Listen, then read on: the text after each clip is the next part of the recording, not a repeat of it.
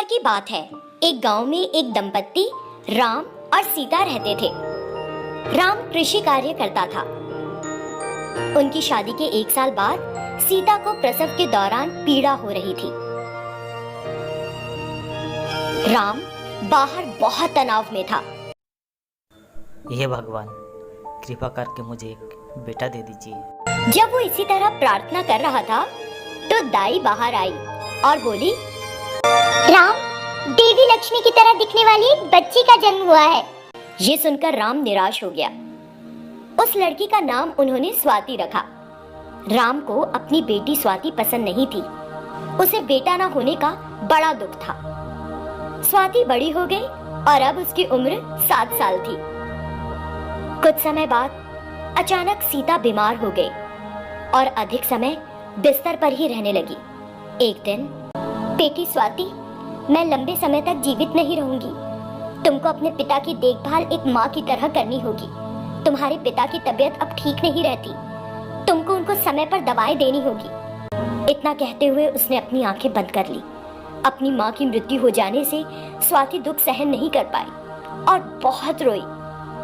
इसी तरह कुछ दिन बीत गए। गरीब स्वाति ने सिर्फ 7 साल की उम्र में घर के सारे काम करने शुरू कर दिए। एक दिन, पिताजी, मैं पढ़ना चाहती हूँ। क्या आप मेरा एक अच्छे स्कूल में दाखिला करा देंगे? मेरे लिए अभी तुमको खाना खिलाना ही मुश्किल हो रहा है, और फिर पढ़ाई।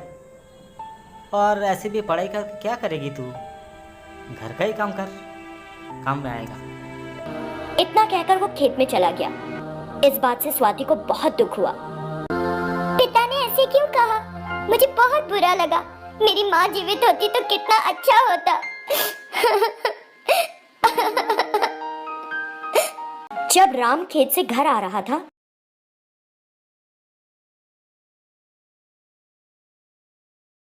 राम, ये क्या हालत बना रखे आपने?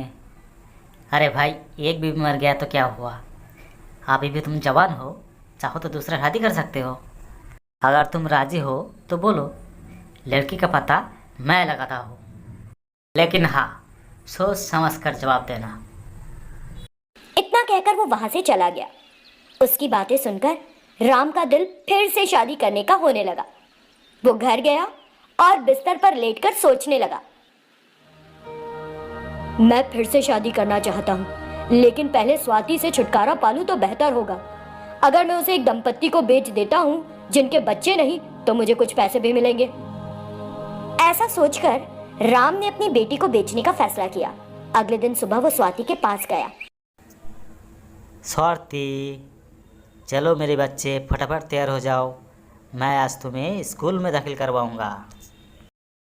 उसकी बातें सुनकर स्वाति बड़ी खुश हुई और वो ये सोचकर तुरंत तैयार हो गई कि वो उसे स्कूल ले जा रहा है। फिर राम स्वाति को तिरुमला होटल ले गया। उसने उसे एक बेंच पर बिठाया और किसी को फोन करने थोड़ा दूर चला गया। अरे भाई, कहाँ हो तुम? हम तो होटल पे आ गए। हाँ हाँ, जल्दी पैसे लेकर आइए और लड़की को लेकर जाइए। मासूम स्वाति को इस बारे में पता नहीं था और वो वहीं बैठी थी और कुछ करने को था नहीं। राम बेंच पर बैठ गया और उसकी नींद लग गई। थोड़ी देर बाद जब वो उठा तो उसने स्वाति को अपने पास नहीं पाया। उसने चारों ओर देखा, लेकिन वो वहां नहीं थी। लगता है लड़की ने फोन पर बात करते हुए सब कुछ सुन लिया और भाग गए। चलो ठीक है। उसे देखकर मुझे बताए बिना कहाँ चले गए थे? जब आप यहाँ सो रहे थे, मैं उस होटल में गई। मैंने वहाँ कुछ काम किया और आपके लिए खाना लाई हूँ। आपकी तबीयत ठीक नहीं है ना? माँ ने मुझसे कहा था कि बाबा का ख्याल रखना। ये खाना खा लीजिए बाबा, पहले ही बहुत देर हो चुकी है। उसकी बातें सुनकर राम की आंखों में आंसू आ गए और बहुत शर्मिंदा हुआ। स्वाति के चेहरे में उसे अपनी माँ का चेहरा दिखा। उसे अपनी गलती का एहसास हुआ। वो तुरंत स्वाति को एक अच्छे स्कूल लेकर गया। उसके बाद से उसने स्वाति का ध्यान रखा और कभी भी किसी भी परेशानी को उस तक नहीं पहुंचने दिया। उसने दोबारा शादी करने का ख्याल भी छोड़ दिया।